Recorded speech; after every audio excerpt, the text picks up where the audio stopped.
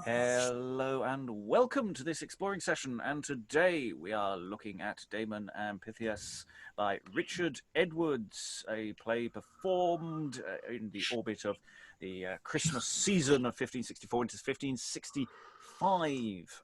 It is one of two plays we know he wrote. He may have written more, but we don't know any more than this, and another play which we will come to in another forum at another time because there's a story to be told there. However, this play we'll be looking at over 3 sessions. The edition that I've got does not have any meaningful scene notation, so we will just be pausing at a random point. In fact, after the second session is going to pause at a very random point, almost mid-scene, but there's nothing I could do about it in the way of scheduling it. This, as I say, play from the 1560s. This place is for other videos that we've looked at, other plays that we looked at in videos. We've looked at King Darius, and trust me, we're all still slightly traumatized after doing that one, and the Cruel Debtor, which we looked at a few weeks ago. So other material from around about this time is also available on this channel. But we have gathered a small but courageous team to work our way through this text today. So reading the prologue and Jack today is... Lois Potter, retired academic living in London. And reading Stephano today is... I am Alan Scott, neither an academic nor an actor, based in Suffolk. Reading Damon today is... Hi, my name's Elizabeth Amisu and I'm an author living in Romford. And reading Pythias today is... Hello, I'm Helen Good, spreading misery from Yorkshire. Oh, that's an open goal for replies, of which I'm going to resist. I'm going to resist. And reading Carisophus today is... Hello, my name is Andrew Alton-Read. I'm an actor from Chelmsford in Essex. And reading Will and Snap today is... Hi, I'm Eric. I'm eating and drinking, and yeah, I feel like I should be because I'm hungry. Excellent. That's the system. Lack of food will make you not only hungry but obstreperous. And I am your host, Robert Crighton. I'll be reading Aristippus and occasional stage directions. I may pass this stage direction baton around as we go. So without further ado, we're going to dive into the prologue and see what that brings up. On every side, whereas I glance my roving eye, silence in all ears bent I plainly do espy. But if your eager looks do long such toys to see, as heretofore in comical wise were wont abroad to be, your lust is lost, and all the pleasures that you sought is frustrate quite of toying plays. A sudden change is wrought. For lo, our author's muse, that masked in delight, hath forced his pen against his kind no more such sports to write. Muse he that lust, right worshipful, for chance hath made this change, for that to some he seemed too much in young desires to range, in which right glad to please, seeing that he did offend, of all he humbly pardon craves, his pen that shall amend. And yet, worshipful audience, thus much I dare avouch, in comedies the greatest skill is this, rightly to touch all things to the quick, and eke to frame each person so, that by his common talk you may his nature rightly know. A roister ought not preach, that were too strange to hear, but as from virtue he doth swerve, so ought his words appear. The old man is sober, the young man rash, the lover triumphing in joys, the matron grave, the harlot wild and full of wanton toys, which all in one course they as no wise do agree, so correspondent to their kind their speeches ought to be. Which speeches well pronounced, with action lively framed, if this offend the lookers on, let Horace then be blamed, which hath our author taught at school, from whom he doth not swerve, in all such kind of exercise decorum to observe. Thus much for his defense, he saith, as poets erst have done, which heretofore in comedies the self-same race did run. But now, for to be brief, the matter to express, which here we shall present, is this: Damon and Pythias, a rare ensample of friendship true. It is no legend lie, but a thing once done indeed, as histories do descry, which done of yore in long time past, yet present shall be here, even as it were in doing now, so lively it shall appear. Lo, here in Syracuse, the ancient town which once the Romans won, here Dionysius' palace, within whose court this thing most strange was done, which matter mixed with mirth and care, a just name to apply, as seems most fit, we have it termed a tragical comedy, wherein, talking of courtly toys, we do protest this flat. We talk of Dionysius' court. We mean no court but that. And that we do so mean, who wisely calleth to mind the time, the place, the author, here most plainly shall it find. Lo, this I speak for our defense, lest of others we should be shent. But, worthy audience, we you pray, take things as they be meant, whose upright judgment we do crave with heedful ear and eye, to hear the cause and see the effect of this new tragical comedy. And exit the prologue. I really liked that prologue. There were lots of really nice things. I really like it when a prologue very pointedly says, now, if you see any modern parallels with any courts you may know, just to make absolutely clear, this is a separate court. Nothing to do with anything. Absolutely not. Honest, governor. Honest. I think Edwards must have gotten into some kind of trouble. I mean, he says that he was perfectly happy to change from writing the whatever it was he used to write to what he's now writing, but he does say that somebody or other told him that it wasn't really quite suitable. So I take it there's a previous dramatic repertoire that we have lost that was perhaps a bit wilder. Yep, or just disingenuousness. I mean, it's always that question of how serious is the author being in their opening oration. I mean, not that it probably is the actual author himself. Could be. We don't know. Anyway, Helen. True to my function of spreading misery, it seems to me that what he's saying is, look, this is going to be a really, really boring play, but it obeys the rules. Does it say that? It's a bit lighter than that in the way it's in 14. Well, it's not going to be funny, he says. Oh no, I don't think he says that. He does say it's a kind of moral story, an example of friendship. But no, I think when he's quoting Horace and all this about how everybody should talk according to what they are, and that a roisterer, for example, shouldn't preach, he may even be defending his earlier works. I mean, if he depicted a lot of rowdy characters speaking in perhaps rather free and even slightly obscene language, then this was decorum, you know. I mean, this is what writers of comedy always say anyway, that they're not being immoral, they're just depicting immoral characters doing immoral things, and that they have to do that. Yes, it's interesting that calling out and saying, you know, this is what my job is to present all these characters in their true light. I don't know if we've got I can't think of actually any earlier prologues that state this quite so clearly. We've got some others which sort of talk about the nature of the entertainment you're going to get. But I'm not sure we've got any earlier ones than this. I could be wrong, because we haven't really got many left to explore. Where they quite explicitly talk about what they think the game of being a dramatist is. I mean, it's not just comedy we're talking about. This is just what you do when you're writing a play. There's something slightly misleading about that. Eric? I was going to say it reminds me of... because we're talking about him defending his previous work. It sounds a bit like the intro to The Repentance of Mary Magdalene, which is kind of sort of like, you know, somebody else said something about, you know, what we are about to. There's like this huge sort of exposition bit about defending himself from other thoughts and universities and the faiths and stuff, and yeah, which is not relevant to the story at all.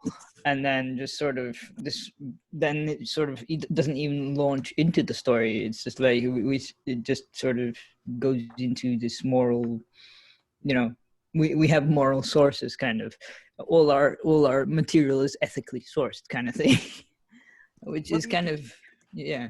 Well, the other thing is it might not be explicitly the author. It might be the group and the author. It may be what they last presented to a degree. So it might be a little more complicated than that as well. I like the way he's addressing the audience. The prologue is addressing the audience as they come on stage. You know, they're describing how attentive they are. You know, there could be a massive dramatic pause at the beginning of this speech. On every side, whereas I glance my roving eye. You know, there's a huge amount of laughter potentially out of that, depending on the skill of the performer and what wants to be done with it. It's very light, this. I like the idea of blaming Horace. Yes. Yeah. He's safely dead. Oh, right. Is he saying that he's been a schoolmaster? I think he is a schoolmaster, isn't he? So this is probably performed by boys. It's written by the master of the children of the chapel. So it's within that aegis. So it's not just him writing for boys, but also the idea of what potentially is other works that have been produced for and by them. Yeah, I think he was also a director, in fact, because when he did the other play, Palamon and Archite, he actually came up to Oxford, and he was there for quite a long time putting it on. So I think he was really a sort of impresario. I think that's, broadly speaking, how the groups tended to the boys' groups tended to work at this point. Is that, you know, it's very much down to the schoolmaster pushing it forward.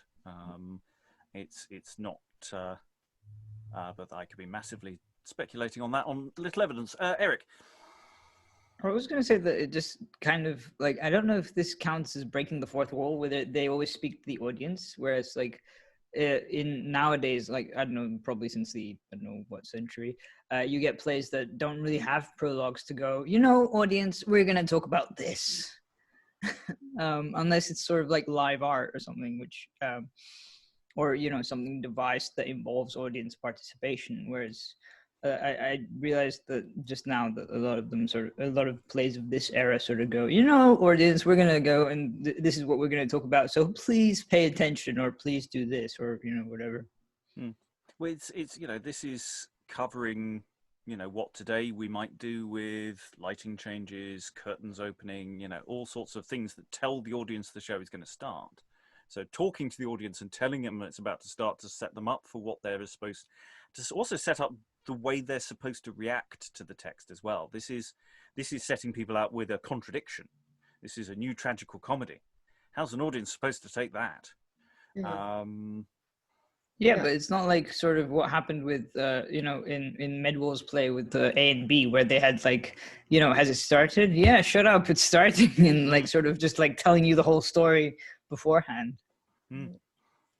Yes, all the prologue here is doing is laying out the basic placement. It's not telling us the plot. Lois. Yeah, I suppose the modern art form is actually the announcement over the tannoy that everybody should turn off their cell phones. I mean, that's a completely new art form that's developed over the last 20 years. But this is also, I think, the first time that the idea of tragic comedy is mentioned. Well, it's engaging with the question of genre, and that's a very interesting thing to be engaging with in the 1560s, for reasons we might discuss later. Now, we're going to move forward. Unfortunately, that means I'm going to be speaking for a reasonable percentage of the time. Lois, could I ask you to read the stage directions for the next sort of chunkette or so? Okay, great, yeah. Here entereth Aristippus. Though strange, perhaps, it seems to some, that I, Aristippus, a courtier am become, a philosopher of late, not of the meanest name, but now to the courtly behaviour my life I frame. Muse he that list, to you of good skill, I say that I am a philosopher Still, lovers of wisdom is termed philosophy, then who is a philosopher so rightly as I? For in loving of wisdom, proof doth this try, that frustra sapiet qui non sapit sibi. I am wise for myself. Then tell me of troth, is not that great wisdom as the world goeth? Some philosophers in the street go ragged and torn, and feed on vile roots, whom boys laugh to scorn. But I in fine silks haunt Dionysius' palace, wherein with dainty fare myself I do solace. I can talk of philosophy as well as the best, but the straight kind of life I leave to the rest. And I profess now the courtly philosophy, to crouch, to speak fair. Myself I apply to feed the king's humour with pleasant devices, for which I am called Regius Canis. But what ye who named me first the king's dog? Was that rogue Diogenes, that vile grunting hog. Let him roll in his tub to win a vain praise. In the court pleasantly I will spend all my days, wherein what to do I am not to learn. What will serve mine own turn I can quickly discern. All my time at school I have not spent vainly. I can help one. Is not that good philosophy? Here entereth Carisophus. I betrow your fine ears since you came from school. In the court you have made many a wise man a fool. And though you paint out your feigned philosophy, so God help me, it is but a plain kind of flattery, which you use so finely in so pleasant a sort, that none but Aristippus now makes the king's sport. Ah, you came hither, poor, I was somebody. The king delighted in me, now I am but a noddy. In faith, Carisophus, you know yourself best. But I will not call you noddy, but only in jest. And thus I assure you, though I came from school to serve in this court, I came not yet to be the king's fool, or to fill his ears with servile scurrility. That office is yours. You know it right perfectly. Of parasites and sycophants you are a grave bencher. The king feeds you often from his own trencher. I envy not your state, nor yet your great favour. Then grudge not at all, if in my behaviour I make the king merry with pleasant urbanity, in whom I never, or urbanity rather, whom I never abuse to any man's injury. By coxer, yet in the court you do best thrive, for you get more in one day than I do in 5. Why, man, in the court do you not see rewards given for virtue to every degree? To reward the unworthy, that world is done. The court is changed. A good thread hath been spun of dog's wool heretofore. And why? Because it was liked, and not for that it was best trimmed and picked. But now men's ears are finer, such gross toys are not set by. Therefore to a trimmer kind of mirth myself I apply, wherein, though I please, it cometh not of my desert, but of the king's favour. It may so be, yet in your prosperity, despise not an old courtier.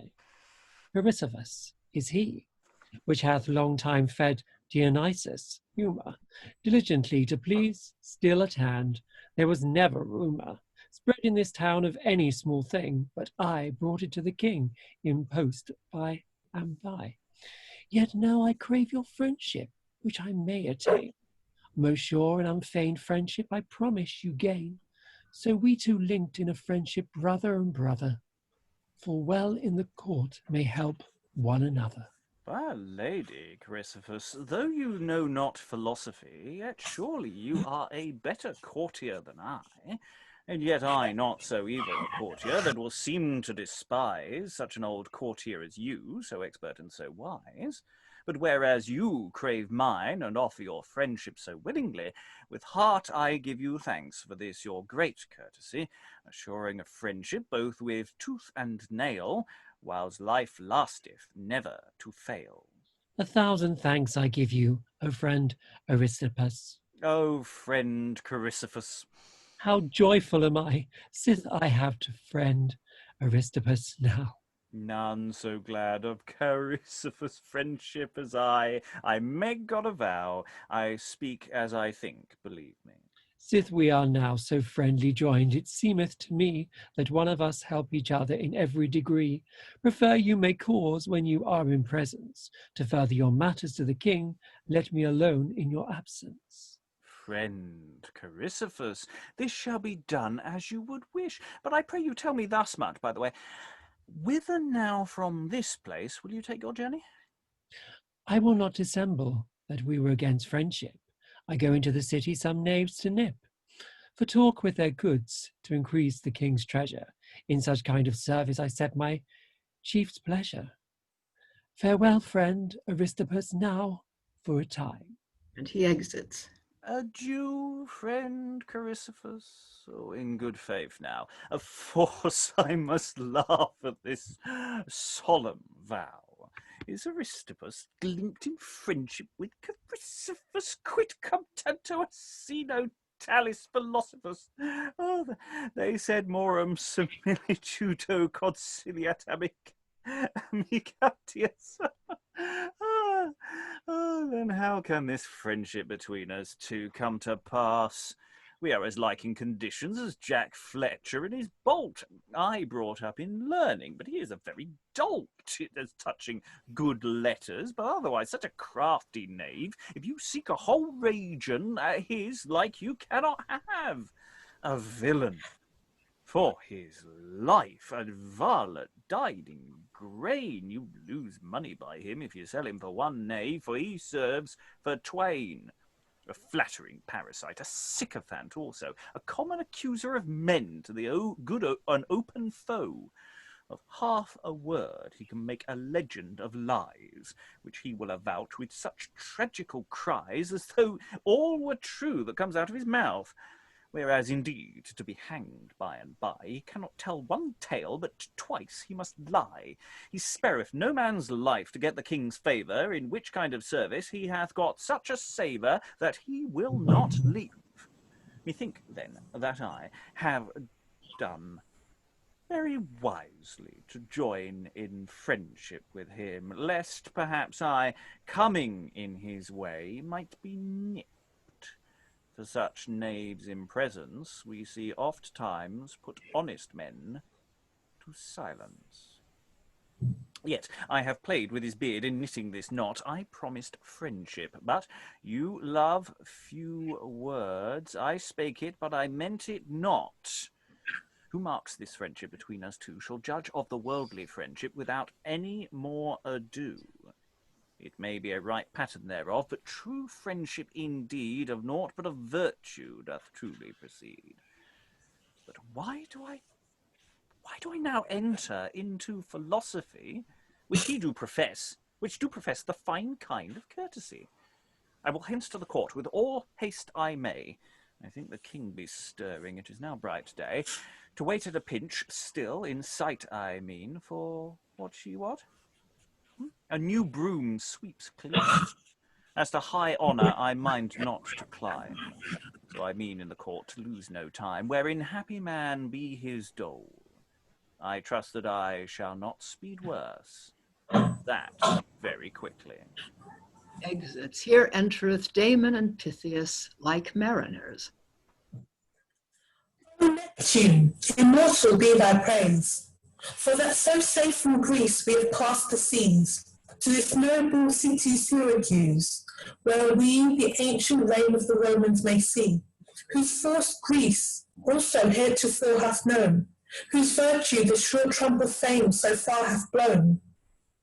My Damon, of right high praise we ought to give to Neptune and all the gods that we safely did arrive. The seas, I think, with contrary winds never raged so. I am even yet so seasick that I faint as I go. Therefore, let us get some lodging quickly. But where is Stephano? Here entereth Stephano. Not far hence. Pox take these mariner knaves. Not one would help me to carry this stuff. Such drunken slaves, I think they're cursed of the gods' own mouths. Stephano, leave thy raging, and let us enter Syracuse. We will provide lodging, and thou shalt be eased of thy burden by and by. Good master, make haste, for I tell you plain, this heavy burden puts Stephano to much pain. Come on thy ways, thou shalt be eased, and that anon. And they go out. Here, And we'll pause there. We will pause there. Take over. We've had a reasonable chunkette. We've been introduced to a few characters. We've had two people in opposition to a degree have been set up. I'm getting the impression that I'm not a nice chap. Well, calculating. Calculating. You're nicer than Carisophus.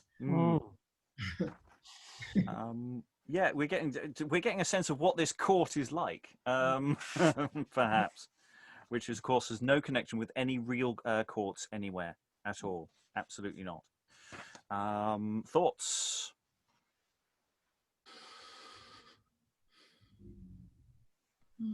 We've got the opposition of the two friendships, one feigned and for a purpose, and the other a real friendship. Although we don't know that yet, but I imagine that's what's coming. Yeah, it's a reasonable assumption. I don't think it's a spoiler to be going along on those lines. Yes, it's it's interesting how unhappy I am about my nickname. Just as you know, it only took. I don't know who gave me the nickname. There's a joke on that, which I won't use. But yeah, it's Diogenes or him, because we all know who he is, because we've all got our classical learning in this slightly rarefied atmosphere of this particular performance. Everyone here has been to school, because we all know who these people are. So, what kind of figure are these two? What's Carisophus like in opposition to Aristippus? What's the opposition there?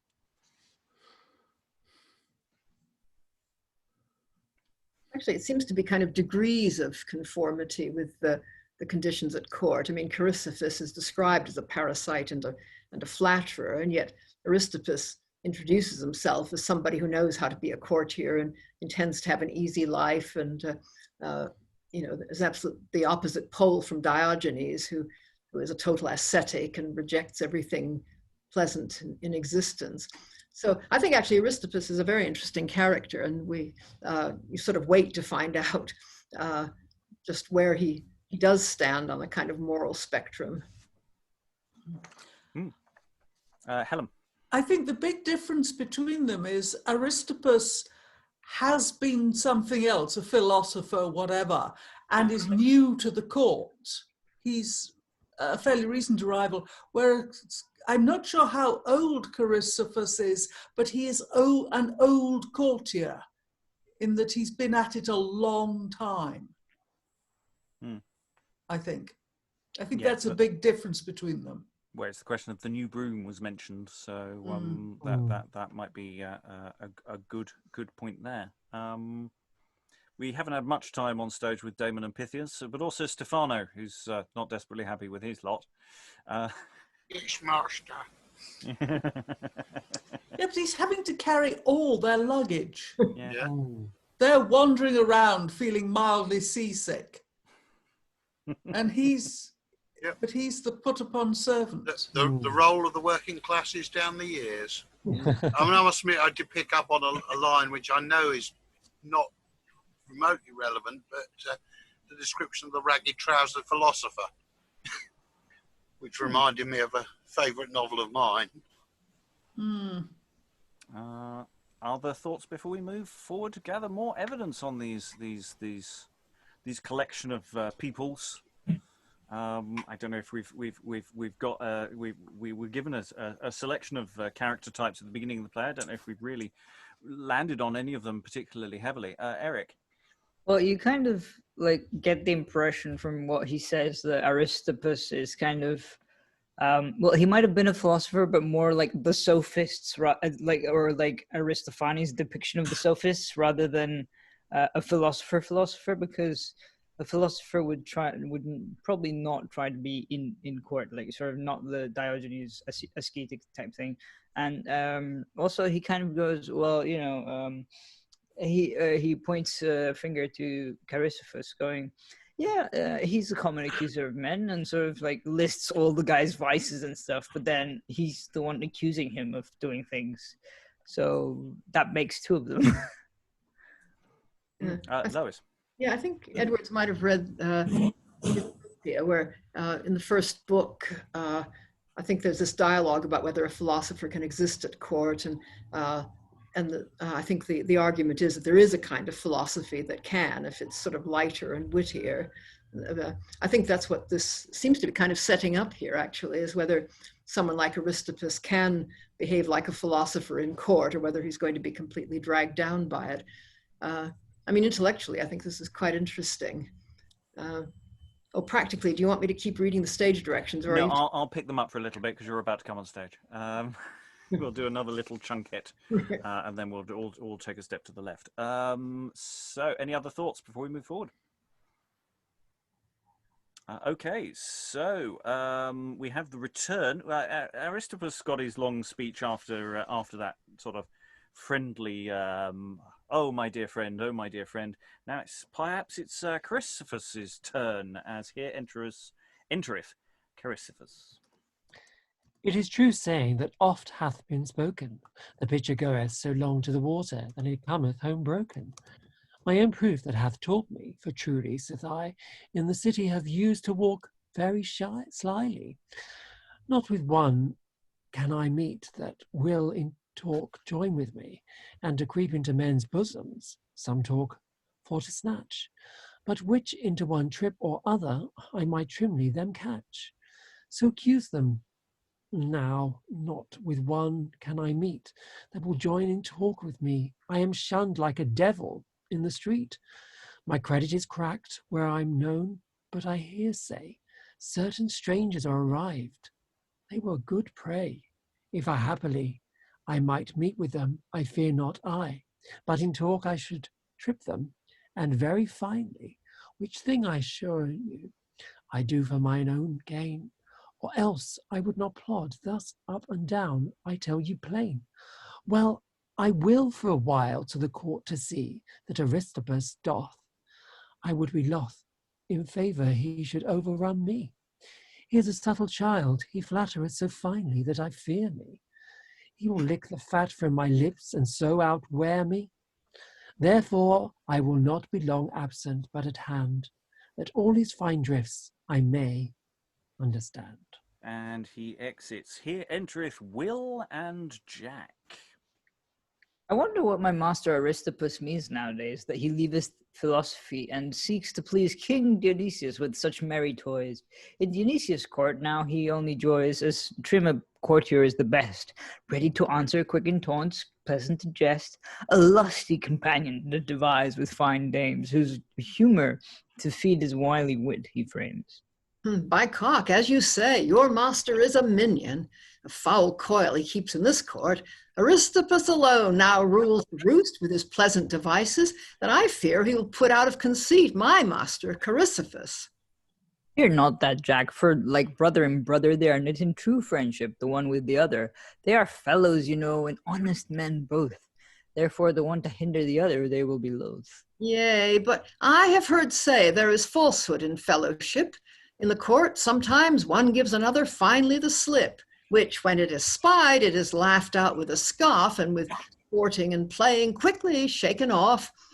In which kind of toying, my master hath such a grace that he will never blush, he hath a wooden face. But, Will, my master hath bees in his head.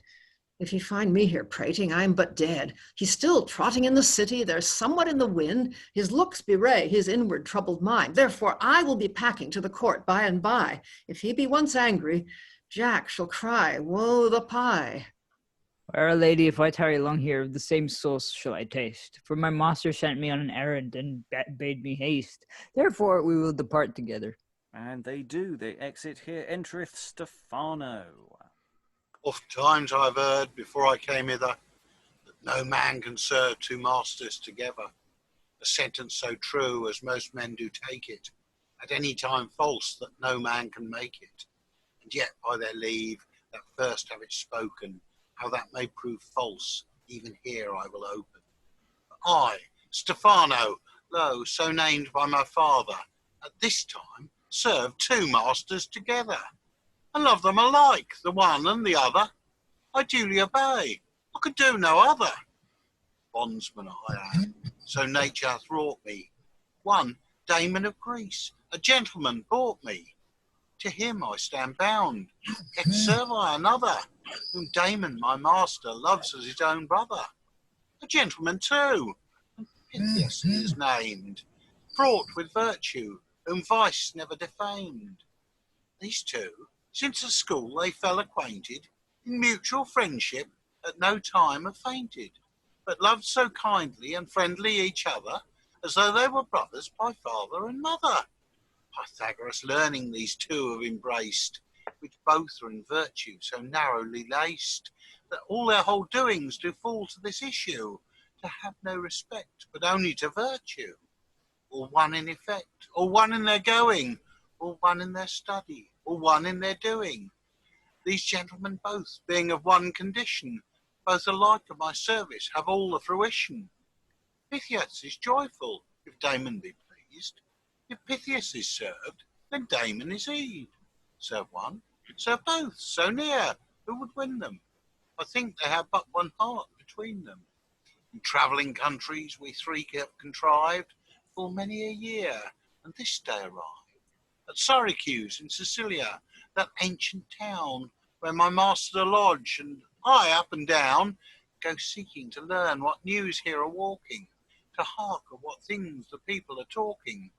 I like not this soil, for as I go plodding, and mark there two, there three, their heads always nodding, and close secret wise still whispering together. If I ask any question, no man doth answer, but shaking their heads, they go their ways speaking. That I mark how with tears their wet eyes are leaking. Some strangeness there is that breedeth this musing. Well, I will to my masters and tell of their using. They may learn and walk wisely together. I fear we shall curse the time we came hither. And exit Stephano. It's really interesting, these entrances and exits and these characters presenting themselves. You know, these are character studies so far. We haven't really been engaged with the plot per se. There's a hint of plot merging in places. And I'm just wondering about, you know, playing around. I don't know if you need to, but I'm just sort of wondering around. Some of these scenes could be in a slightly different order, in ways. I'm just wondering about the ordering of this business, and Stephano's lament there. Two masters. It's hell to have two masters, isn't it, sir? Oh, not easy at all, Gov. Eric. Isn't there a play that probably dates to about a century or two after this, called, One Servant, Two Masters, or something to that effect? Phony. Yeah. Which is quite funny in Italian, actually. I've seen it on YouTube somewhere. Yeah. I'm not sure what David Goldini play is. He's 18th century, and then that Right. that version that was all over the internet at the beginning of lockdown from the National Theatre was, of course, a modern adaptation of it. One Man, Two Govs. Yeah. And I'm sure there are other analogues available out there. I was just trying to think of whether there was an earlier text off the top of my head that might have fed into this, but I can't think of anything. I have a funny feeling that there's an origin of it in Plautus, possibly. Oh, I wouldn't be surprised, but I can't think of what it is. No, but I have a feeling it's a meme that carried over from classical period. Yeah. Oh, I think we're wearing our influences quite heavily in this play. I don't think there's any sense that this is particularly original in its ideas. though it is possibly in its actual execution. I mean, it's a really interesting structure. I'm quite interested how this works. Eric. I guess my question, well, it's not so much question rather than an observation, but like, why would Stephano get this long speech, and then like Will and Jack are sort of, who are already like the servants of their corresponding respective, people, sort of get short speeches? Is this like just sort of a sort of having a witness to the whole thing? Well, they're different. They're different servants to different masters, and they're getting different things. I mean, I thought the Will and Jack was really interesting in the sense that their masters are, there's a pecking order that this play is setting out for us. We've got the court, we've got these hangers-on the court, and then we got the servants of the hangers-on the court, and then we got these two other people with their random servant who we haven't really engaged with properly yet. So we're getting a sense of they're doing a lot of world building. I think, character and world building without really engaging us with plot yet. Lois. Yeah, I think Will and Jack are like these pages that you get all over the place in Lily's plays, and they're probably parts for the youngest kids, aren't they, to give them some experience, but they don't usually get as much as, Stephano is obviously an older actor, though these are all still boys, I think. Yes, we will see how big or small their roles are later on. Yeah. Lois, continue, and then we'll come to Alan. I'm just saying that I think the really interesting thing in that last scene is Stephano's evoking what seems to be the atmosphere of people living under a tyranny. I mean, the fact that nobody wants to talk to strangers, and that everybody is kind of nervous about everything. And of course, Carisophus says earlier that he can't get anyone to talk to him because they all know he's an informer anyway. Yes, he sensed that speech we had, where it's basically nobody listens, nobody will go near me, nobody will touch me with a barge pole. Alan. I must admit that going back to the prologue, I think the court that we are not anywhere near remotely, of course not, Carv, is the Henrican one. With people falling in and out of favour. And I put in the chat that effectively part of the reason that C is being shunned in the street is that maybe people who sense that he's on the way out, therefore keep well clear of him. Yeah, I mean the contender of which court we're talking about here, though of course we're not talking about any court, is open, because I suppose it depends on it could be the previous, it could be Mary, it could be I'm not sure. I think Henry's going back a bit too far. It's a fair while. Certainly the kids won't get it. Helen. Yeah, I took something else from the prologue. I took, this is not a political satire. Those of you who have come expecting a political satire will be disappointed. This is not one. Yes, but anytime anyone says that, we immediately assume they're lying. No, I did not assume though. No, I thought it was. Yeah. Okay. Well, if you've got someone talking about a tyrant, do they actually use that word? Did someone say that? Or I don't think it's explicitly come out, but no. It's similar to that. Everybody knew he was. All the people who'd read the classical histories. So there's always the thing is, anyone can take it that way, and even if you say it's not, it doesn't mean it isn't political to the audience. May not be intended. This is nothing to do with spitting image. Well, no. I mean, I think we can perhaps, yes.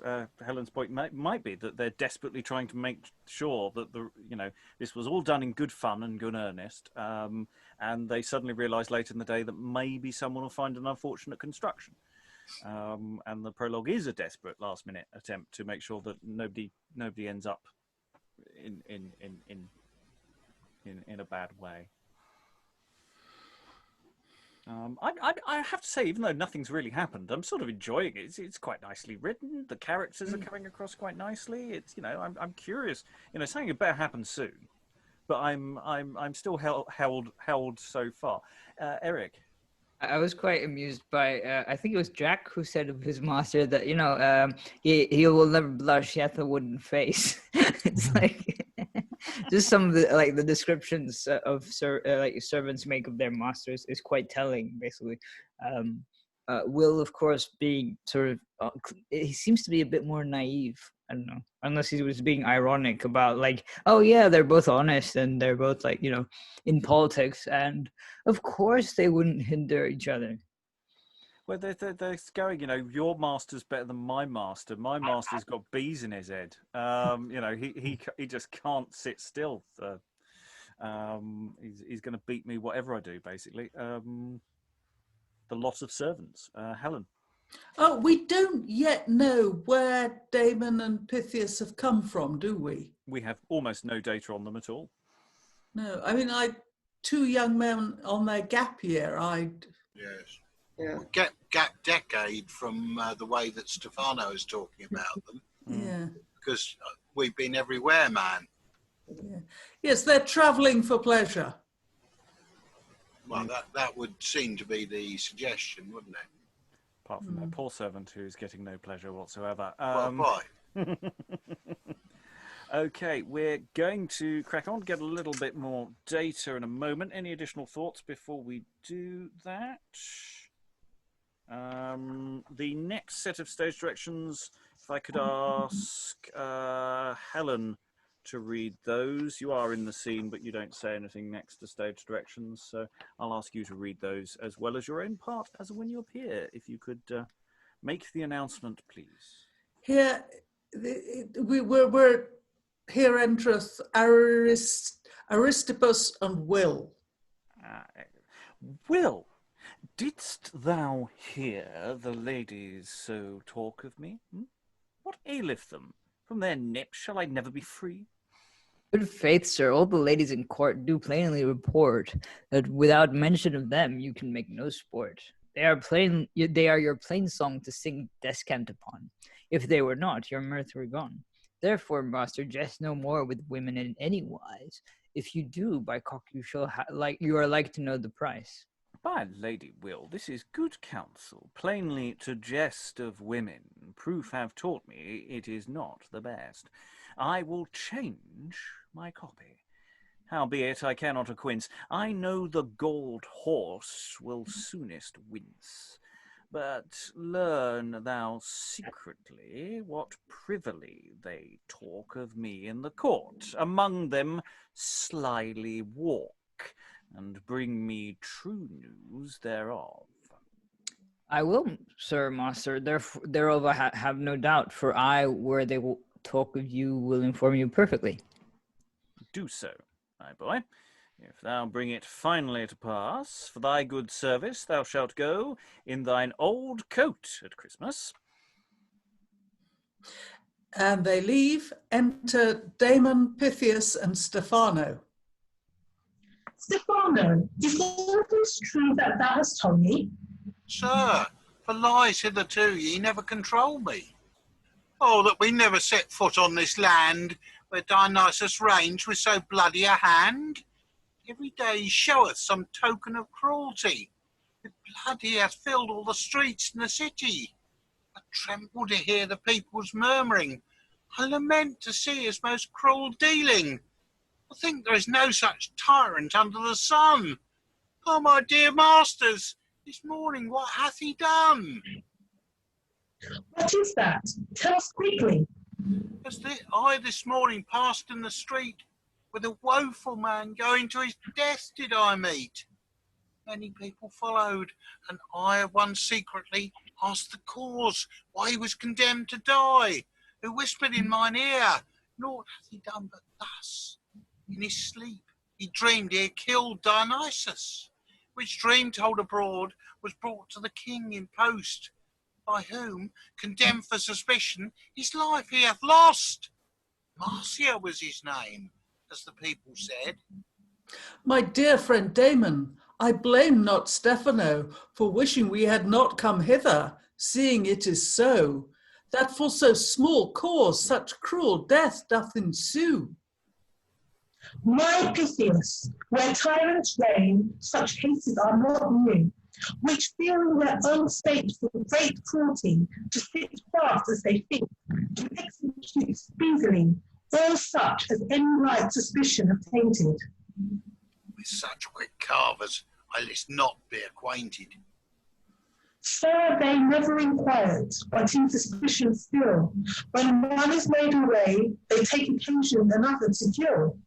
Ever in fear, having no trusty friend, void of all people's love, and in their own conscience a continual hell they prove. As things by their contraries are always best proved, how happy then are merciful princes of their people beloved, having sure friends everywhere, no fear doth touch them. They may safely spend the day pleasantly. At night, secure dormiunt in utramque orem. O my Damon, if choice were offered me, I would choose to be Pythias, as I am Damon's friend, rather than to be King Dionysius. And good cause why, for you are entirely beloved of one, and as far as I hear, Dionysus is beloved of none.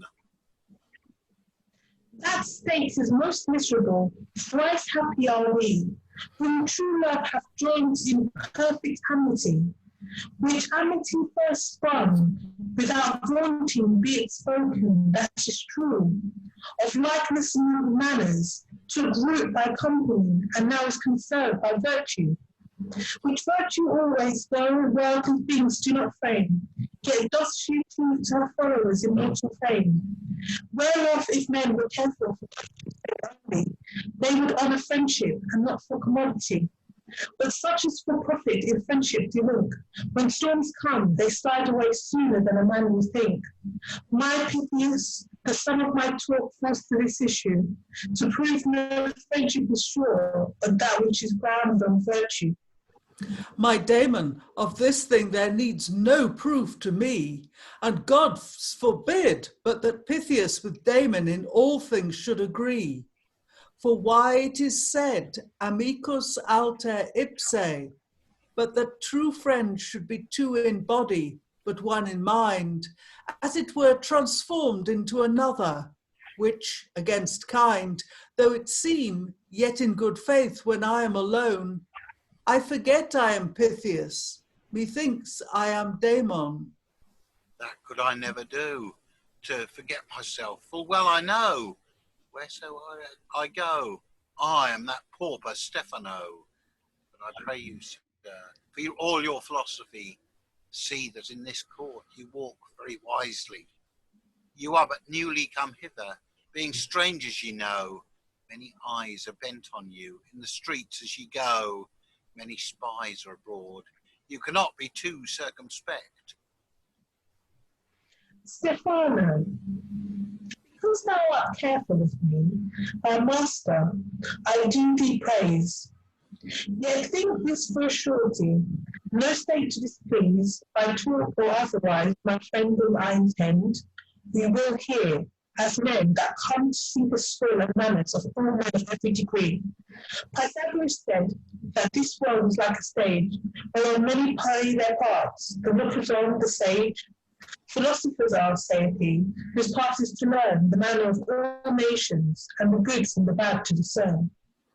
Good faith, sir, concerning the people, they are not gay. As far as I see, they be mummers. For naught they say, for the most part, whatsoe'er you ask them, the soil is such that to live here I cannot like.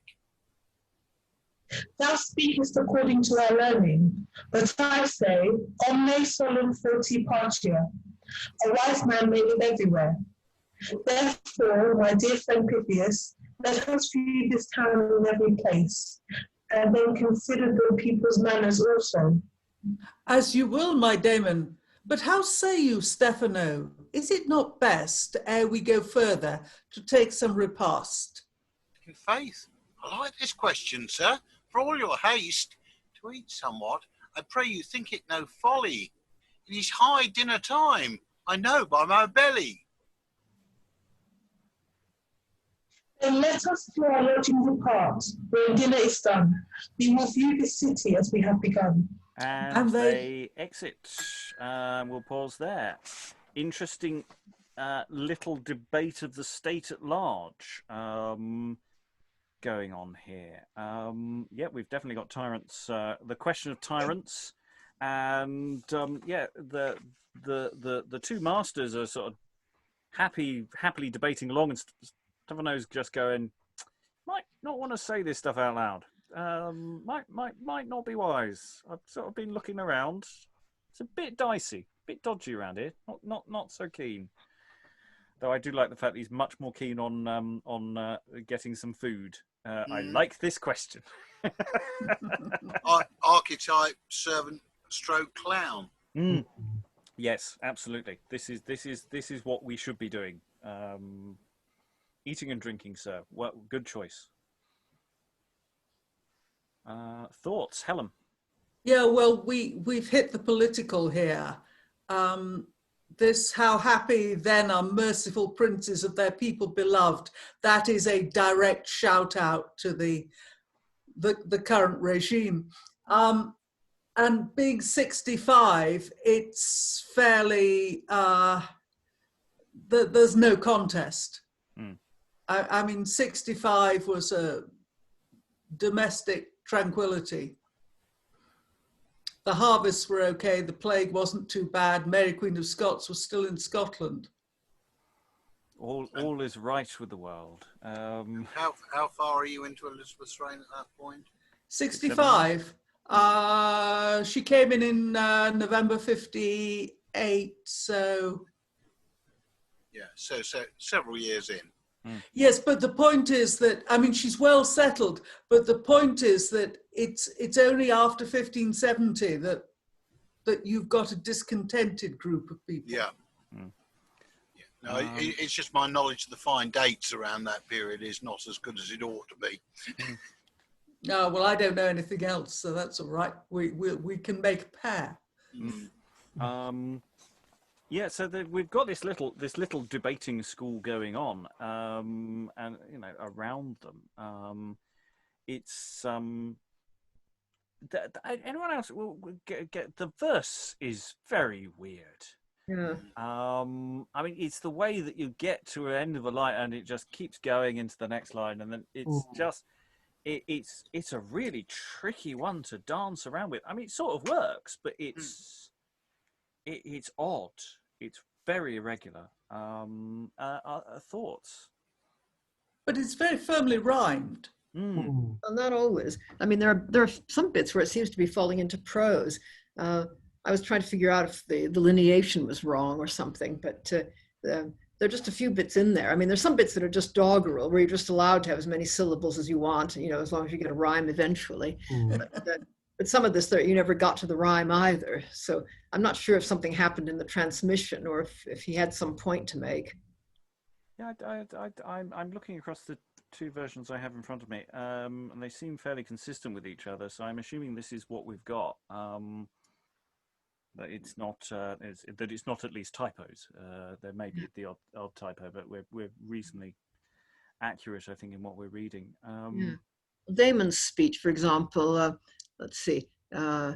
Stephano, because thou art careful of me, thy master, I do thee praise. Presumably that rhymes with displease, but then you get, by talk or otherwise, my friend and I intend, will hear, as men that come to see the soil and masters of all men of each degree. And there doesn't seem to be anything rhyming with that or with here. Then it goes back into rhyme. Something funny seems to have happened there.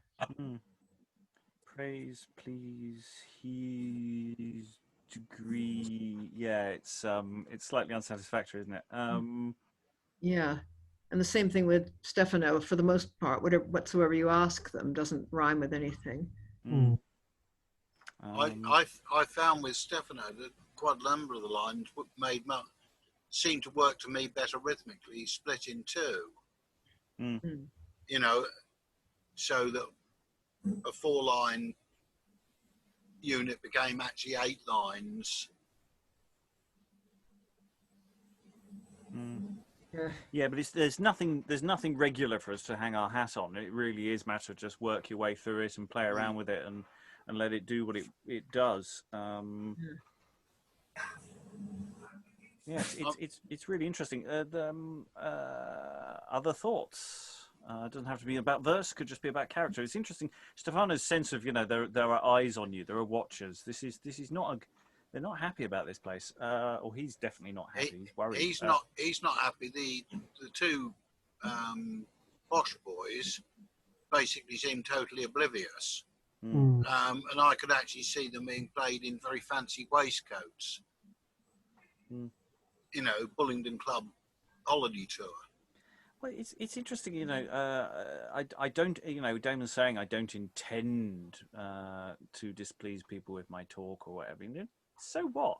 That's not how the system works. I very much got the impression that Pythias was the junior partner. Oh yes, They're not equal. No, I can see it as being, someone who's been possibly head boy of the school, and the other one was his fag. I don't know how unequal they are. That's a good question. Where the balance lies. Who are these characters? They are the title characters, so we hope they've got a bit of weight to them. Lois. I mean, there are all sorts of theories about friendship, and I think one of the main ideas was that it needs to be equals. And in fact, I think that's the point that Aristippus makes earlier, that he and Carisophus can't really be friends because he's educated and Carisophus isn't, and Carisophus is a sort of total scumbag anyway. And here, I think the idea is that Damon and Pythias are equal in virtue, intelligence, and probably social rank. And I mean, that's the sort of thing that, people like, Montaigne, for example, were writing about in discussions of friendship. Well, Pythias does have that line, I forget I am Pythias, methinks I am Damon. We are so alike, I sometimes forget who I am. And that's an interesting thing. Eric, but you don't get Damon saying that about Pythias. No, but maybe he didn't need to. But it's a standard friendship comment. I mean, in The Two Noble Kinsmen, one of them says, you've sometimes said that I was Palamon and you were Archite, and that's just reversing. I mean, each of them is the other. There's one line, I think it's that Pythias says that he woke up and he thought he was Damon. Yeah. So that echoes what Lois said about the interchangeability of the two characters. Yeah. Yeah.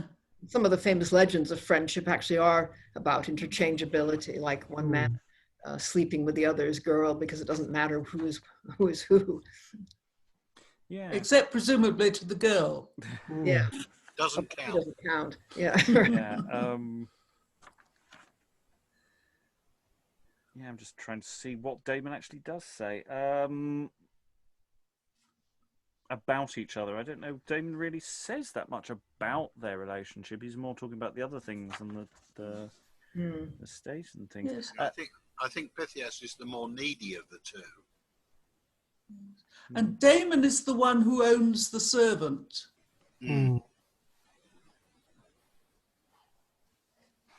Eric, did I see a hand earlier, by the way? Yeah, I was gonna say, it reminds me sort of the mythical relationship between Orestes and Pylades, where one of them is ready to die for the other, but then sort of based on that on their role in that tragedy, they would sort of there might be a recognition scene later on, but I don't think that would apply here. Because it's in I think Iphigenia and Taurus, if I'm not sure, if I'm not mistaken, and it kind of goes, there is that recognition scene of you can't kill this guy because he's my friend, but also he's your brother. And I don't think that's going to apply here. Yeah, but these are all famous examples of friendship. I mean, those two and these two, everybody knew them in the Renaissance as examples of friendship. I just find it interesting that they don't go full sort of listing similar examples. They don't sort of, whereas usually in Renaissance plays, they tend to do, oh yes, they're friends like so and so, and I know. That's because these are the original ones. Yeah. Yes, we can't list all those people who follow us yet. Last, the awful thing of being the spearhead. Okay, any additional thoughts before we move on? Find more evidence. Okay, so we're going in. I'll read the stage directions for the next chunket or so. We have the re-entrance. Everybody else has exited. Off to get some grub. Here entereth Carisophus. Once again, in hope of good wind, I hoise up my sail. I go into the city to find some prey for mine avail. I hunger while I may see these strangers that lately arrived. I was safe, if once I might meet them happily. Let them bark that lust at this kind of gain. He is a fool that for his profit will not pain. Though be joined with other men's hurt, I care not at all. For profit I will accuse any man, hap what shall. But soft, sirs, I pray you hush. What are they that comes here? By the apparel and countenance some strangers they appear. I will shroud myself secretly, even here for a while, to hear all their talk, that I may then beguile. And here entereth Damon and Stephano. A short horse soon curried, my belly waxes thinner. I'm as hungry now as when I went to dinner. Your philosophical diet is so fine and small that you may eat your dinner and supper at once and not surf it at all. Stephano, rough meat breeds heaviness. Thin diet makes thee light. I may be lighter thereby, but I shall never run the faster. I have had sufficiently discourse of amity, which I had at dinner with Pythias, and his pleasant company hath fully satisfied me. It doth me good to feed mine eyes on him. Course or discourse, your course is very coarse. For all your talk, you had but one bare course, and that was pick, rise, and walk. And surely, for all your talk of philosophy, I never heard that man with words could fill his belly. Feed your eyes, quoth you. The reason from my wisdom swerveth. I stared on you both, and yet my belly starveth. Ah, Stephano, small diet maketh a fine memory. I care not for your crafty sophistry. You two are fine. Let me be fed like a gross knave still. I pray you license me for a while to have my will, at home to tarry, whilst you take view of this city. To find some odd victuals in a corner, I am very witty. At your pleasure, sir. I will wait on myself this day, yet attend upon Pythias, which for a purpose tarrieth at home. So doing, you wait upon me also. With wings upon my feet, I'll go. I'm just going to pause there because that's a fascinating scene. I mean, they're really not very good at labour relations, are they, at all? You know, we're going to go to dinner. We're going to have wonderful chat. And he's going, what about food? You know, time has obviously moved very, very quickly between the two scenes. You know, and he's, you know, Stephano's been doing all the heavy lifting and stuff, so he's going to need more food than these just sitting there nattering types. You know, I'm feeling very, very for him at the moment. I think he's got a very good point here. And then when he effectively sort of tries to take some sort of time off, Damon says, "Of course you can take. You won't need to wait on me anymore. Wait on the other one." Just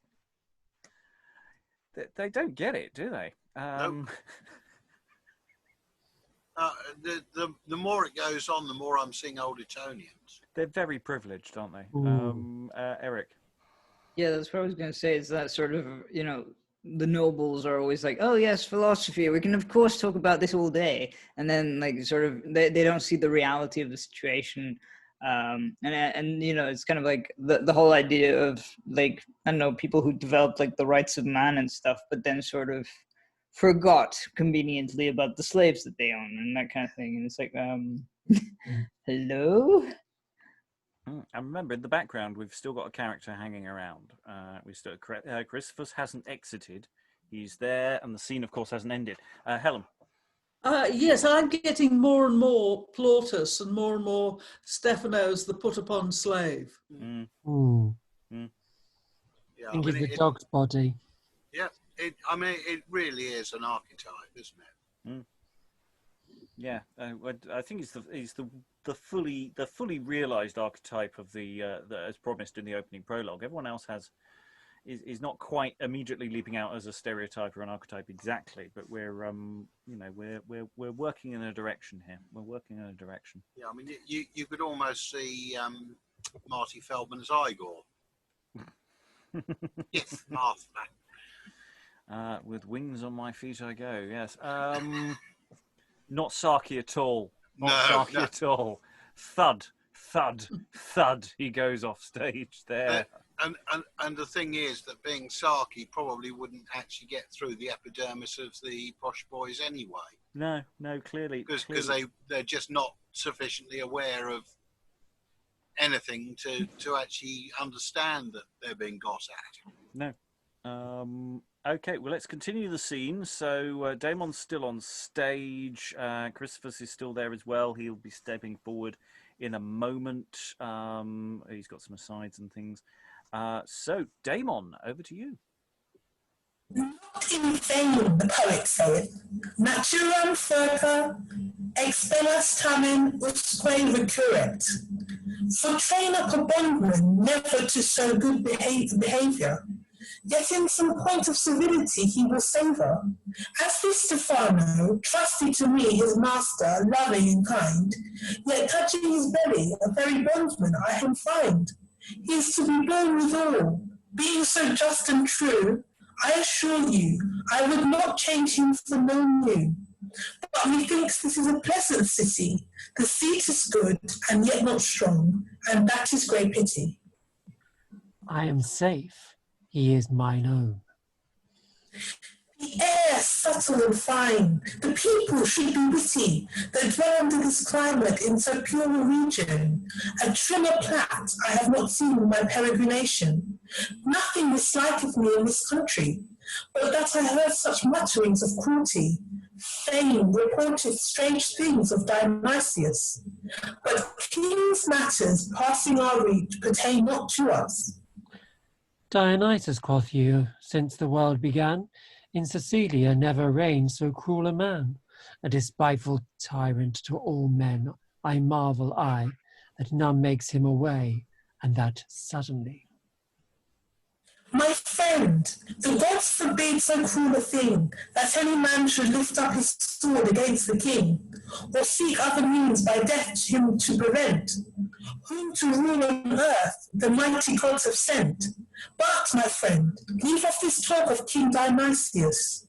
Why, sir, he cannot hear us. What then? And nescis longas regibus esse manus. It is no safe talking of them that strikes far off. But leaving king's matters, I pray you show me this courtesy, to describe in few words the state of this city. A traveller I am, desirous to know the state of each country wherever I go, not to the hurt of any state, but to get experience thereby.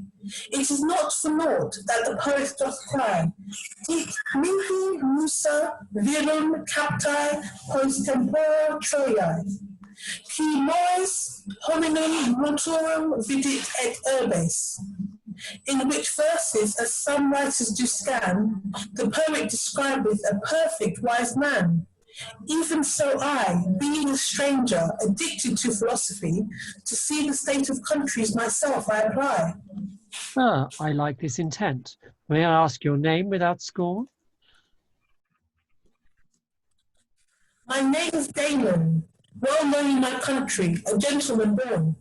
You do wisely to search the state of each country, to bear intelligence thereof, whither you lust. He is a spy. Sir, I pray you, have patience a while, for I have to do hereby. View this weak part of this city as you stand, and I, very weak quickly, will return to you again. And then I will show the state of all this country, and of the court also. I thank you for your courtesy. And exit Carisophus. This chanceth well, that I met with this gentleman so happily, which, as it seemeth, misliketh something, else he would not talk so boldly of the king, and that to a stranger. But lo, where he comes in haste. And re-enter Carisophus and snap. This is the fellow, Snap. Snap him up. Away with him. Good fellow, thou must go with me to the court. To the court, sir? And why? Well, we will dispute that before the king. Away with him quickly. Is this the courtesy you promised me, and that very lately? Away with him, I say. No violence. I will go with you quietly. And he well, they all exit. Exude omnes. Yeah, it's interesting. Damon's describing himself as addicted to philosophy. You know, mind anything I say. I just can't stop myself. I'm just that kind of person. It's really interesting. The who put in the chat, agent provocateur, I think describes Alan, yeah, very well. What's going on here? It's just looking for someone. You know, presumably favouring court is depending on how many spies you can bring in. There's probably a quota system in this tyrant's regime. Yeah, it's yeah, plot's happening, people. Plot has now some plot has occurred. Don't let it happen again. Yes. Thoughts, Eric? For someone who's interested in philosophy, he's not really very good at reading between the lines, is he? He doesn't seem to have practical worldly knowledge at all. He's knowledgeable enough to say, you know, you shouldn't say these things. That's probably a bit dangerous to say things. You know, I'm a stranger. Maybe not. But yeah, does he? Yeah, he gets clearly. You know, it's not like he's thinking that he's going to have a chat with the kid. You know, oh, I get a guided tour of the palace. He's not that dim. You know, he does realise. You know, use no violence. He's being arrested. Bad things are going on. So he's not that out of it. Lois, did I see a hand? Yeah, well, I know he realizes at the end that Carisophus has accused him. Obviously, he's saying this isn't what you promised me. But yeah, I think he's relatively blameless. I mean, he may be naive, but he doesn't say anything treasonable actually, and he keeps telling Carisophus not to do it. But Carisophus is trying to twist everything he says. It seems to me fairly typical behavior of that sort of character. There are stories from much later. I mean, there's the one about Beaumont and Fletcher that you probably come across, where they're supposed to be in a tavern discussing their next play, and Fletcher says, well, I'll kill the king, you know, whereupon somebody immediately denounces them to the authorities, and he has to explain that he meant the king in the play. You know, what I think is interesting is that somebody was there listening, supposedly. I mean, this may well be apocryphal, but this assumption that there are always people ready to turn other people in. Helen. Yes, and if you are a foreigner in London and you show any particular interest in the Navy ships or the state of the walls or anything like that, you are immediately suspected. And I mean, this is what Carisophus is saying. He is a spy because he's looking at the state of the country. Because he does say, you know, this is a pleasant city. The seat is good and yet not strong. You know, he's saying it's not very well defended. Yeah, if you're making a note of the strength of the walls, watching the changing of the guard is not a random act of tourism. It's checking how well the place is actually defended. Helen. Yeah, and you said there might be a quota system for dobbing people in. In fact, not in this period, but say 10 years later, well, 15, 20 years later, there was definitely bragging rights about how many Jesuits you'd unmasked. So, you know, it in the early modern state, yes, unmasking enemies was something that gave you bragging rights. Yeah, and it's interesting, you know, when he perhaps Damon's mistake is he gives his name away. Don't Because tell him that's your the name. that's the point when Carisophus is clearly about to go off. At that point, he's listened to all the stuff. Sir, I like this intent, but may I ask your name without scorn? And maybe that's giving over your name gives other people power over you. In a sense, Eric. Yeah, I can't. I was gonna say something about like what we were talking about, but then I forgot. Yeah. If I remember, I will jump in. We will come back to you. Helen, I think, wanted to leap in. No, not particularly. No, definitely Okay. not. I've Andrew, said did enough. I see a hand? I'm just trying to think what I was going to say now. He's like putting his foot in it, basically. Damon has said something that he shouldn't say. And then it's led to Carisophus deciding to basically take him before the king as he feels that he's a spy. And the words that he's saying to Carisophus is basically put the nail in the coffin. So we shall see what happens to him. Yes, I say, late entry plot. Things are starting to kick off. I will ask Lois, I think, is free for our last little chunket of the session. If you could read the stage directions, because it's I'm back in the speaking chair. Here entereth Aristippus. Ah, Sirrah, lady, Aristippus, like Dionysius, court very well, which in passing joys and pleasures doth excel, where he hath dapsili sinus Janivias lectos et oro fulgentium tyrannum zonum. I have plied the harvest and struck when the iron was hot. When I spied my time, I was not squeamish to crave God wot, but with some pleasant toy I crept into the king's bosom, for which Dionysius gave me aurea talentum magnum, a large reward for so simple services. What then? Oh, the king's praise standeth chiefly in bountifulness, which thing, though I told the king very pleasantly, yet can I prove it by good writers of great antiquity. But that shall not need at this time, since that I have abundantly. When I lack hereafter, I will use this point of philosophy. But now, whereas I have felt the king's liberality, as princely as it came, I will spend it as regally. Money is covent, men say, and covent comes from Corindo. Then will I make money run, as his nature requireth, I trow. For what becomes a philosopher best, but to despise money above the rest? And yet not so despise it, but to have in store enough to serve his own turn, and somewhat more. With sundry sports and taunts yesternight I delighted the king, that with his loud laughter the whole court did ring, and I thought he laughed not merrier than when I got this money.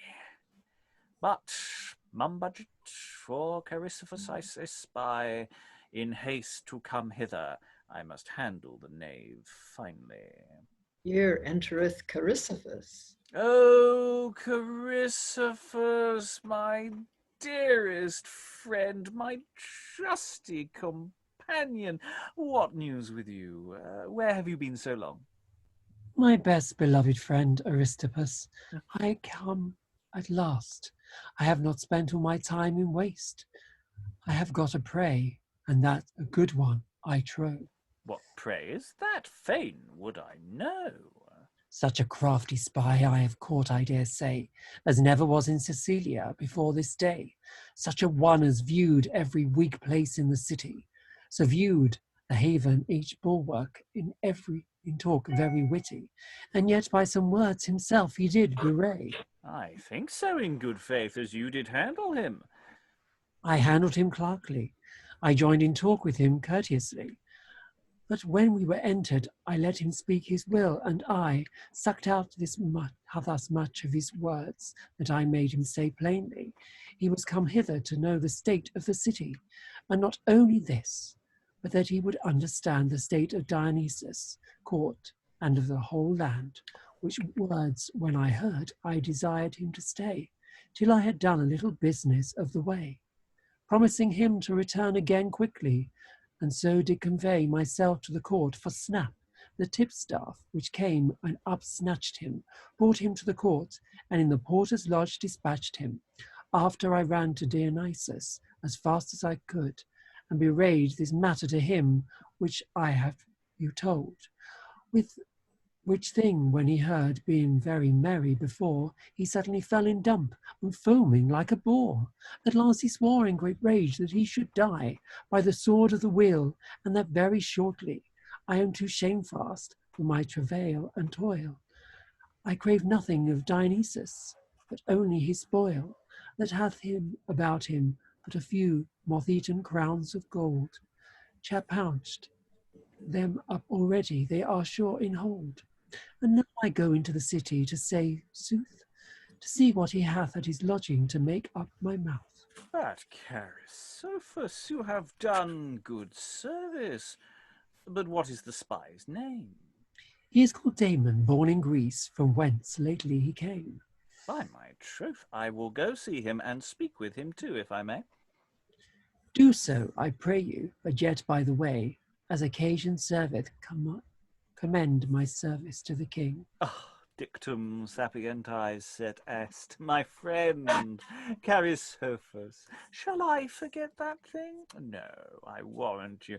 Though I say little to your face, I will lay 1 month for you to Dionysius when I am in place.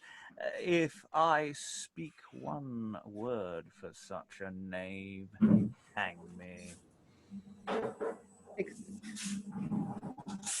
Our fine philosopher, our trim learned elf, is gone to sea as false a spy as himself. Damon smatters as well as he of crafty philosophy, and can turn cat in the pan very prettily.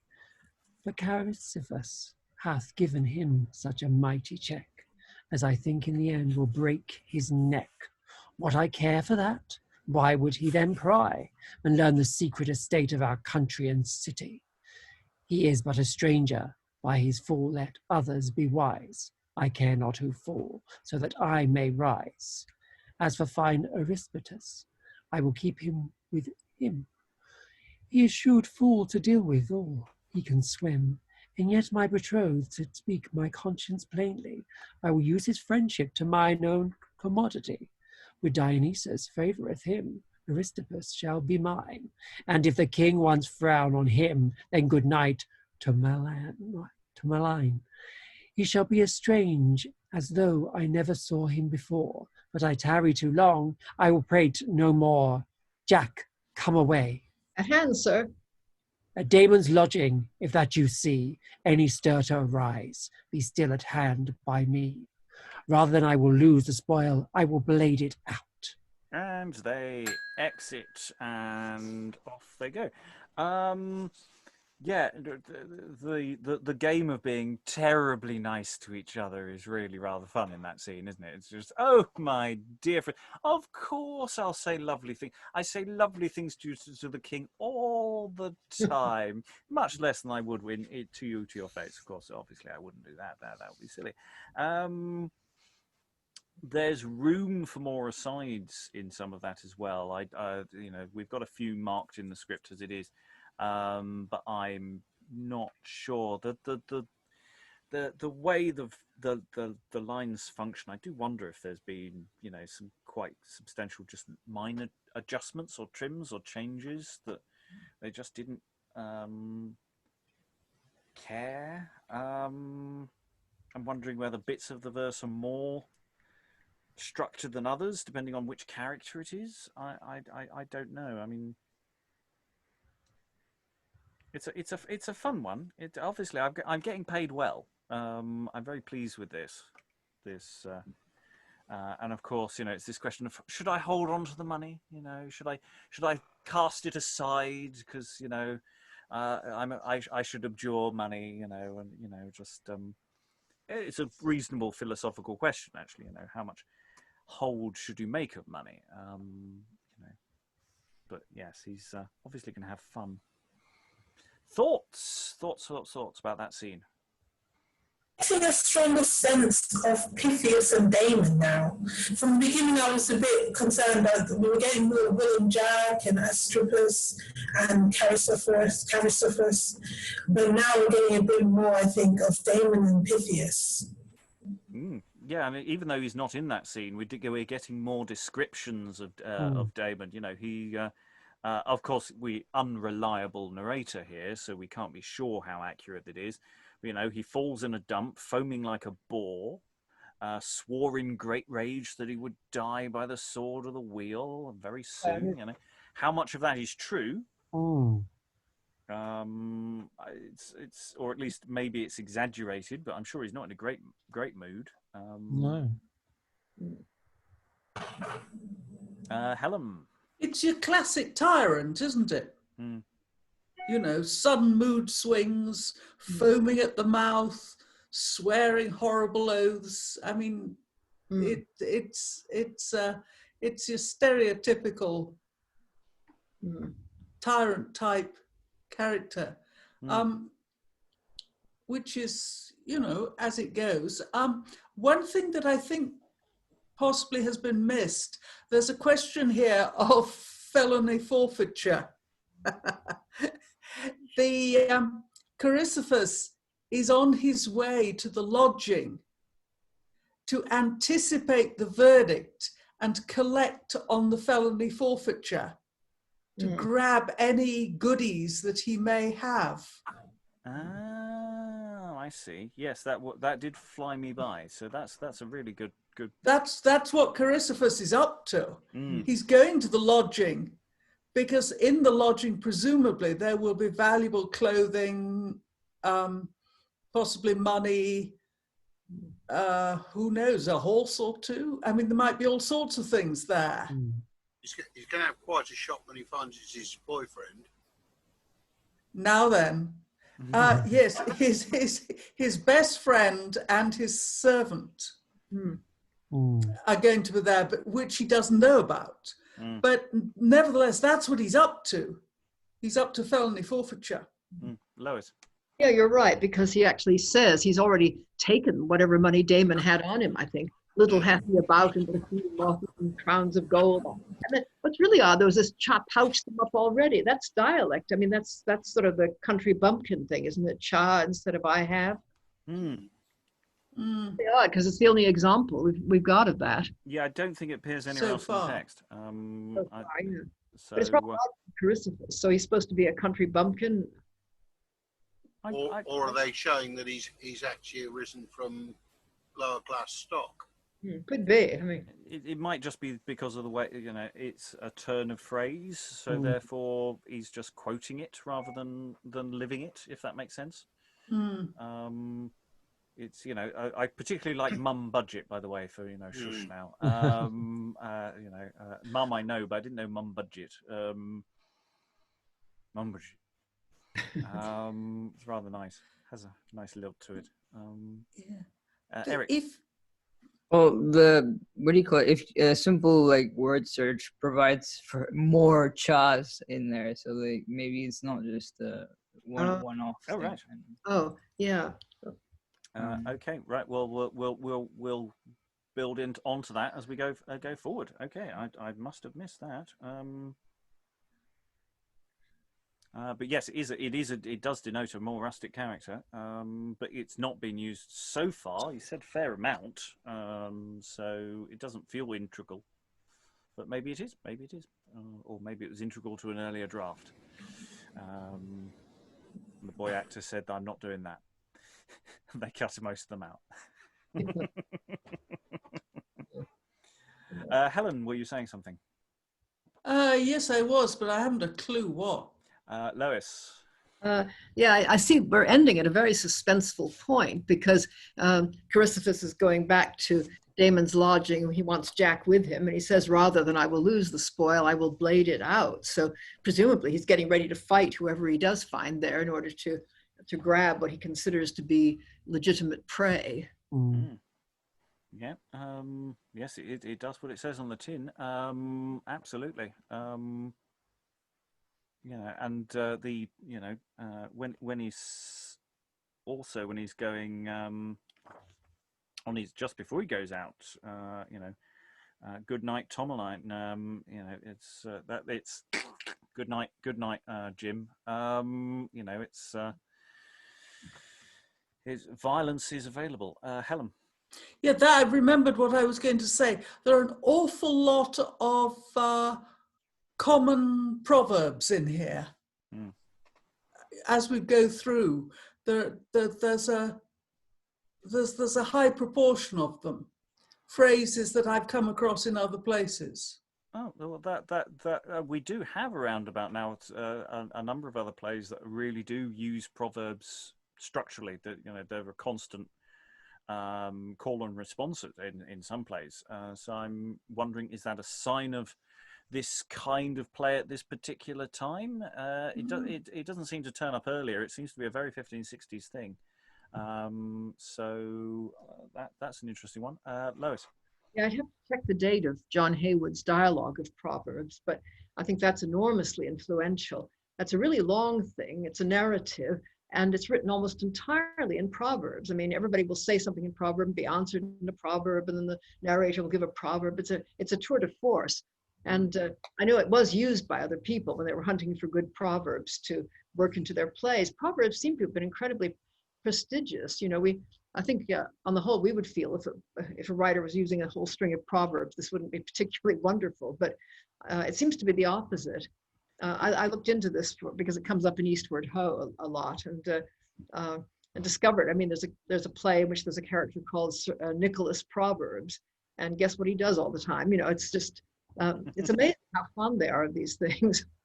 Yes, because John Haywood's Proverbs, well, I don't know which edition it will be in by now. I mean, he kept extending it by hundreds and hundreds of more proverbs each time. So the first edition is a very explicit game of. Alan's done some work on tidying up that text. We haven't read it in the group yet. Where it is, as Lois was saying, a dialogue using proverbs to try and argue a point, but by this point he's added another 400-500 additional proverbs in there willy-nilly. Every few years he was releasing it, and it was a hugely popular book. So yeah, maybe that's stemming from that. That I had not thought of, considering how much John Haywood we've done. I'm slightly disappointed not to have twigged on that one. Eric.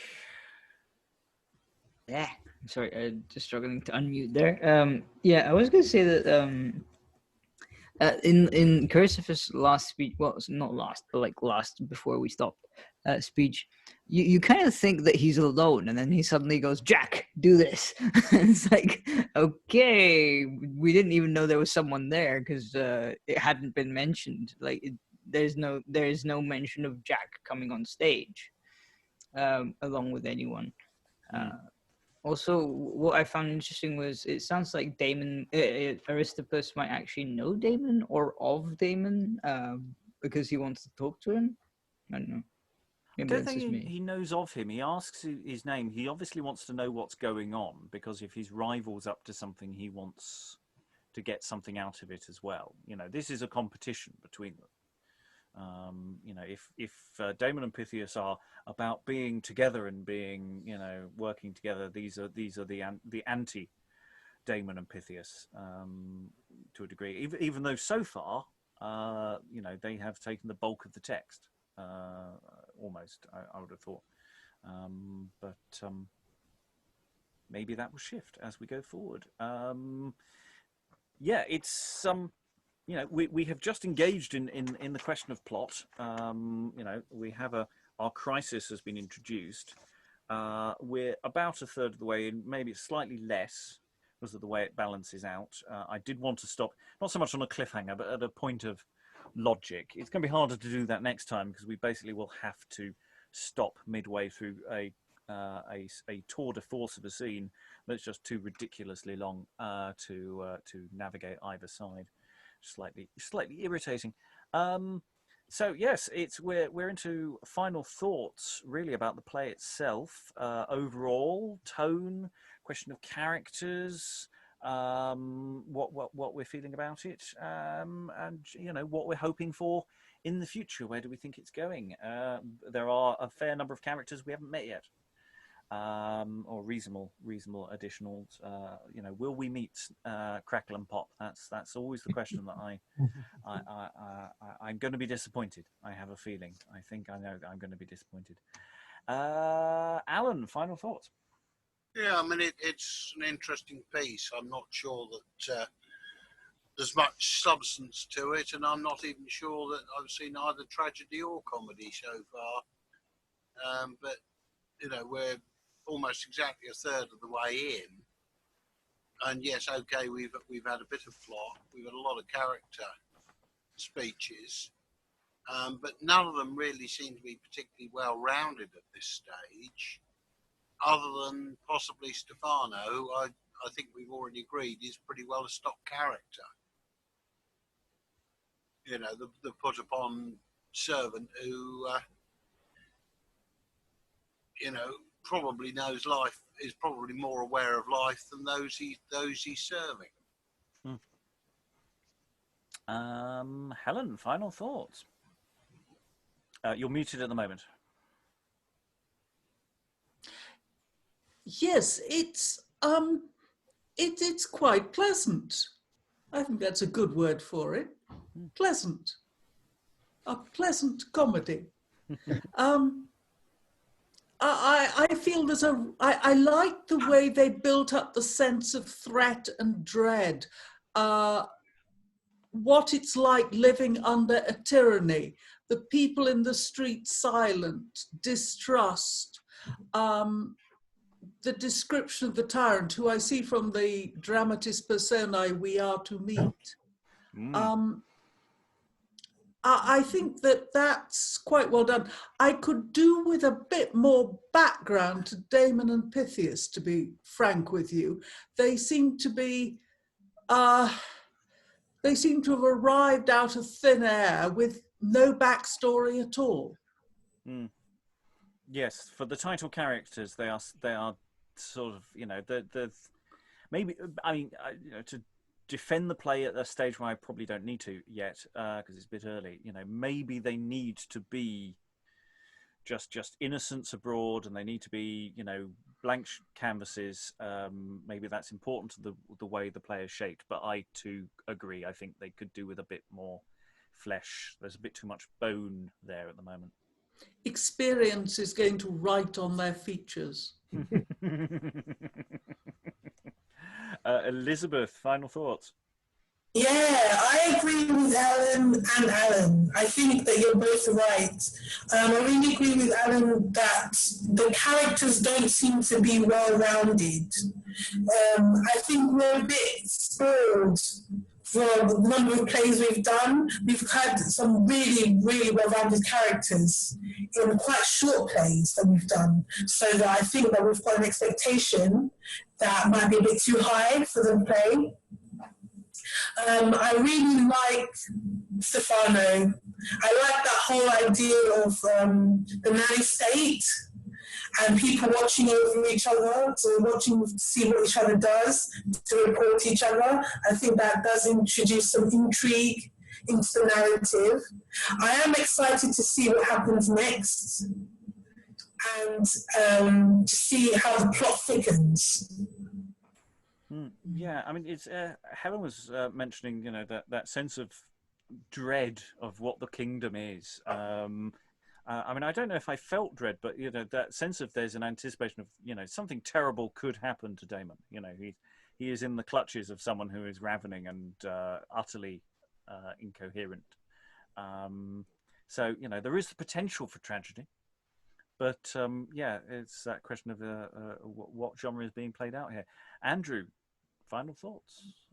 I agree with Helen. the characters of the main lead characters are a little wishy-washy. There's not really much substance there, and there's very few characters that, as Alan said, are rounded type of characters that had a bit of a backbone in them. A lot of them seem to be very not much substance involved with their actual character. I do like the piece. I find Carisophus quite an interesting character. He seems very sly, and he obviously is going to find out what's happened with Damon within the next few pages, I would imagine, and see what evilness he can sprawl over the play. But yeah, it's really interesting. It's an interesting piece and very different from the ones we read last week. So it's good to do things like this. Yeah, I'm finding these two court hangers-on very interesting. I mean, obviously, I read one of them, so I found him absolutely fascinating. But their battle of wits it does seem to be more of the core of the play, and it's not unusual for us to just go, well, the title doesn't quite send us in the direction we were expecting. The Damon and Pythias seem to be the excuse for things to be happening rather than the actual centre of action, if that makes sense. Eric, final thoughts? I find it quite an interesting play because it does have suspense. That you've got that thing of like, if it were a modern production, you might be able to actually see like the surveillance cameras going and stuff. I mean, if you wanted to not stage it in that period, obviously. Like, I find it interesting how you get the impression that Carisophus is completely far gone. He's just like sort of ready to betray, like a sort of a traitor I won't mention because he's in another play by Mr. Quack. But like, it's not even sort of he's ready to betray in a heartbeat. But also you get the impression that he can't quite get away with doing that, what he did to Damon to Aristippus, sorry. Because he does say, they're very both Aristippus and Damon are very similar. It's just that he can't do that to Aristippus because he's not he's not a stranger. He's established himself at court, although he's fairly new. You kind of get that impression that he's kind of, just untouchable for now. Yes, it does also have an awful lot of characters who it's very easy to not quite say their name correctly, which always annoys, because our temptation to head for Dionysus rather than Dionysius, it's that additional I is really irritating because you just want to head for the wrong name. Lois, final thoughts? Yeah, well, this is one play that I do actually know pretty well, and I've always liked it. It ties in with a lot of other things that I've been interested in and worked on. And the story of Damon and Pythias was obviously very well known. I'm sure all the kids who acted in this play would have heard it. The whole thing is actually based on sources. I mean, I was quite surprised when I discovered that there's a whole chapter on Aristippus, for example, and Dionysius Laertius' sayings of the philosophers. And that he is described as a kind of witty, worldly philosopher. And I can't remember if Carisophus is in there or not, but it's interesting that this author likes to have a framework around the story of Damon and Pythias, which is essentially the contrasting relationship of these two guys, plus the whole question of how do you get on in a tyrant's court, which I think he might have got somehow from his reading of Utopia. It reminds me a bit also of what happens in Fulgens and Lucrece. I mean, the use of A and B as commentators on the thing, so that you've got people in the story who are also commenting on it. I mean, like the role of the chorus, I suppose. I think it's a very sophisticated, very interesting play. Yes, I have to say I've enjoyed it. I think it's a matter of coming in not quite. It's one of those things to think for an audience today, coming in not quite appreciating what you're coming to get. So it's a matter of making sure the audience is to a degree, pre-warned and pre-marketed so that they approach this in the right way. We had this prologue telling us, tragical comedy or what. comic tragedy or whatever it was. I don't know how well that sets everything up, or in our minds particularly well. Yes, tragical comedy. Yeah, no, I think there's a lot more humour to be got out of it as well. I think the setup there for these characters. I think every time Carisophus and Aristippus meet each other, the ridiculous "Hi, my friend." I just see that getting bigger and more ridiculous every time because they're the lies that they're playing, and I think that innocent abroad quality might there might be a lot more to be got out of that as well. So yeah, a lot of potential there, but we've still got another more than 2/3. I think that today is one of the shortest sessions of the week. We're going to find out more about it as we go forward. Eric, do you have some more? No, it's just because you said like that whole high thing. It just like it's like every single high school movie that you watch where like there's sort of like, mean girls or like sort of oh hello and like sort of the fake thing, and I don't know. It's just very teenage. Yeah, I see a lot of air kissing. Yeah. Mwah, mwah. I see that. Yeah, I think yes, teen movies would work quite well, especially if we're thinking this was originally performed by a younger cast. Right. Well, that is the end of this first session on Damon and Pythias. We will continue with 2 more as we find out, precisely how tragical and how comic it is. So all that remains is to thank all the readers today for all their wonderful efforts, and farewell. Bye. Bye.